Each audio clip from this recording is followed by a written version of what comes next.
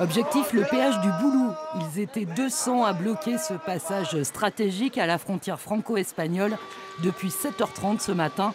Résultat, des kilomètres de bouchons et des tensions avec les automobilistes.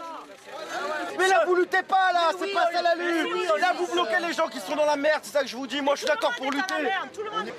Une action intersyndicale pour mettre une nouvelle pression sur le gouvernement.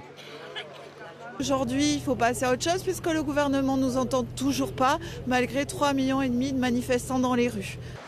Un barrage finalement levé dans le calme par les gendarmes en milieu de matinée. Autre cible des manifestants, le secteur de l'énergie, avec le blocage de cette centrale EDF à Bouchain, près de Lille. Le but des manifestants, une baisse de la production d'électricité.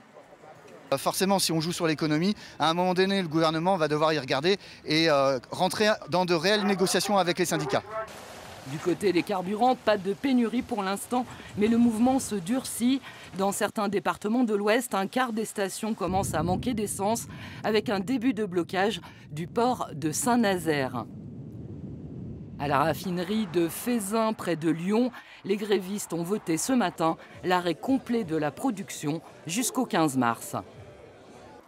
Des actions dans toute la France et tous azimuts. À Saint-Nazaire, blocage des bus scolaires par des profs qui espèrent une réponse du gouvernement. Petit à petit, ils commencent à nous entendre. Voilà. On a crié très fort. Bon, ben voilà, on va crier un peu plus fort. En Outre-mer, comme ici en Martinique, 3e jour de blocage des principaux axes routiers. On n'a pas le choix, il faut être patient, c'est tout. Les automobilistes fatalistes malgré des heures d'attente dans les embouteillages. Ces actions devraient se poursuivre jusqu'à la manifestation de samedi prochain. Du changement